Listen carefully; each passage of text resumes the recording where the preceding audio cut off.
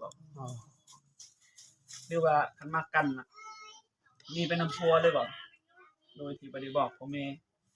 บอกบางก่อนบางคนก็แนวนั้นเนาะนี่ยันบ่ได้ฮักกันเลยยันพ่อแม่หายเด้อืมบอกพ่อแม่แล้วจังไปอยู่นำพัว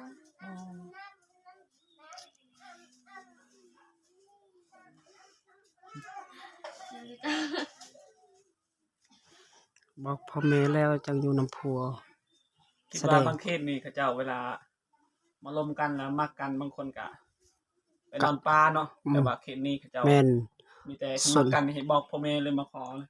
ส่วนหลายเขตบ้านนอกของนาก็คือเขาเจ้านอนป่าแต่ปูปลาตาหน่ายแต่ช่วงนี้ซุมื้อนี้นี่มันเขาทัน ว่า สมัยแล้วเนาะทันสมัย เขาเจ้าบ่ได้เฮ็ดแล้วนั่นน่ะหลังจากแบบว่าคันฮักกันมักกันก็ต้อง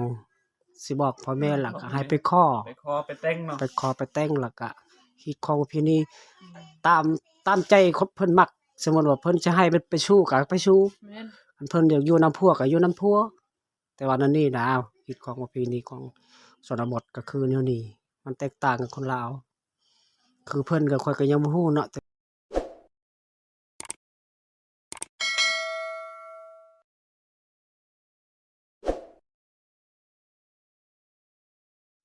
เอาทักทายสบายดีมื้อนี้ก็มาพบมาพ้อชาวนาทุกคนเนาะก็รับเบิ่งรับชมวิถีชีวิตของสบายดีเขาเจ้าแล้วก็ตามนัดตามหมายทุกคนเนาะบอกอ๋อ หรือว่าคันมักกันน่ะมีเป็นน้ำพัวเลยบ่โดยที่บ่ได้บอกพ่อแม่บอกก่อนบางคนก็แนวนั้นเนาะนี่ยันบ่ได้ฮักกันเลยยันพ่อแม่หายเด้อืมบอกพ่อแม่แล้วจังไปอยู่นำพัว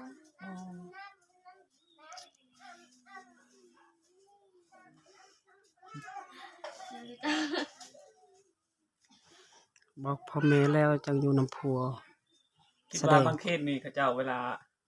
มาลมกันแล้วมักกันบางคนก็ไปนอนป่าเนาะแต่ว่าเคสนี้เขาเจ้าแม่นมีแต่มักกันให้บอกพ่อแม่เลยมาขอเลยส่วนหลายเขตบ้านนอกของนาก็คือเขาเจ้านอนป่า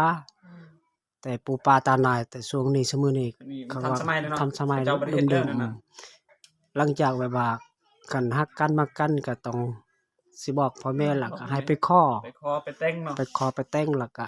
เฮ็ดของประเพณีตามใจคนเพิ่นมักสมมุติว่าเพิ่นจะให้ไปชู้ก็ไปชู้แม่นคันเพิ่นอยากอยู่นำผัวก็อยู่นำผัวแต่ว่านั่นนี่นะเฮ็ดของประเพณีของชนบทก็คือแนวนี้มันแตกต่างกับคนลาว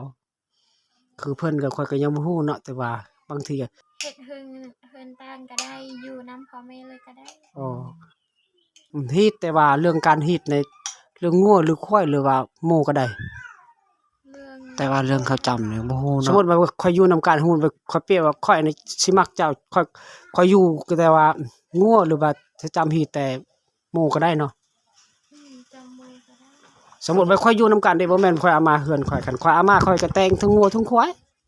จังซี่นะแปลว่าอันนี้แหละข่อยถามวิถีชีวิตของเขาเจ้าสมมุติว่าข่อยก็อยู่ก็สมมุติว่าเฮาจะถามอีกเด้อถ้าผู้บ่าวที่น้องมักแล้วก็เพิ่นก็บ่มีเลยบ่มีเงินบ่มีหยังเลยแต่ว่า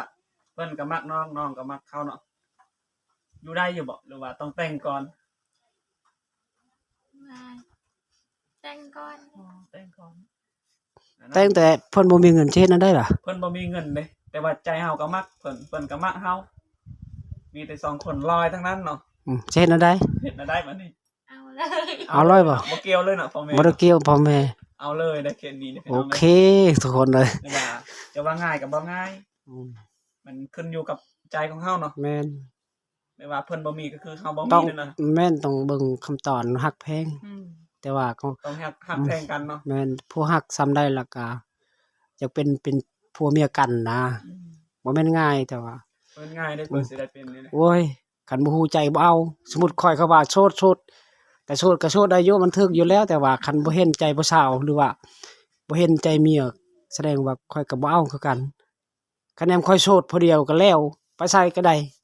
บ่มีไผติตองสดข่อยเองโอ้เนาะมันจิบหัวเข่าแม่นบ่โต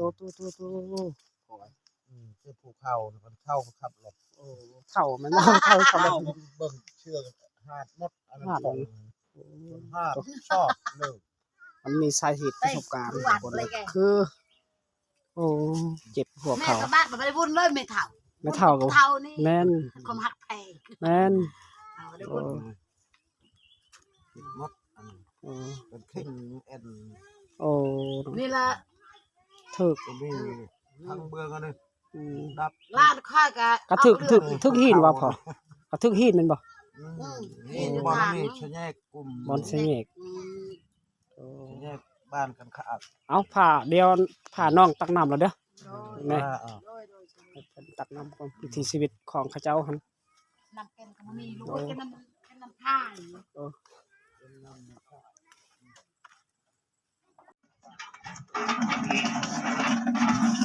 ก็คือวิถีชีวิตของหมู่บ้านนี่ก็คือชีวิตของ ทุกคนก็คือชีวิตหมู่บ้านนี่ก็คือ ตักครับ อันไปตักนำทุกคนนั่นเนาะเพิ่นก็สิพาค่อยเลาะชนบทอยู่หมู่บ้านเพิ่นก็ไปตักนำอยู่เขตอยู่ตามเขตอันน่ะข้างบ้านทุกคนเลยประมาณ40 เมตร มาจากแต่เฮือนของน้องนี่ก็40 เมตรประมาณ40 เมตร50 เมตรนั่นแหละก็มารับชมวิถีชีวิตของเขาเจ้าบ่อนตักนำตามเขาคืออยู่วันนี้แหละทุกคนเลยเพิ่นก็พาค่อยสลบไป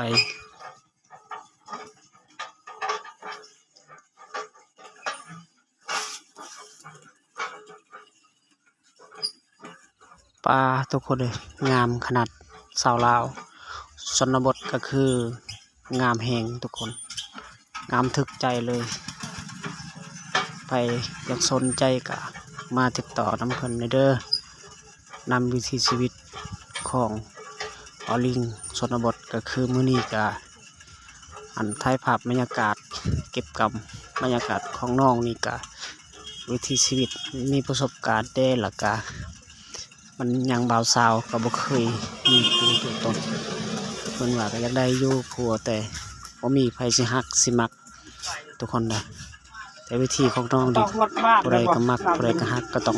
มันหมดบ้านมีแต่ ไปขอสู้น้ำพอน้ำเมก็ได้ ว้าว คำว่า น้ำ คันว่าบ่ได้ไปขอไปสมโมก็บ่ถึกทุกคนเลยเนาะก็บ่ถึกใจเพิ่นก็ มีแต่บอล มีแต่วัน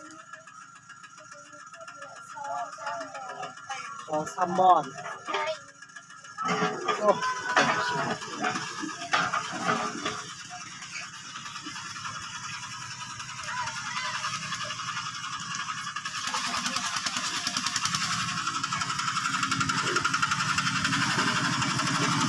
คนล่ากันมา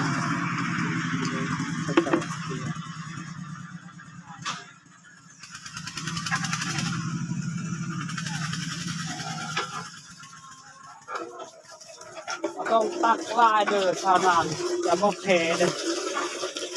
บอกแพ้คือว่าลายนำก็คือบอกแพ้แต่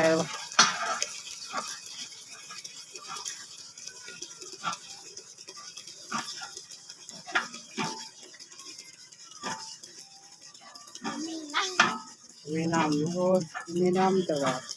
ก็ต้องสุราประมาณคือสมควรเหมาะสมได้เซียวกับแบกซอยเด้อว่าเขาตักลายได้ค่อยก็มีคือแบบจนอยู่แต่มันแบกบ่ได้ให้ข้าเจ้าแบกซอย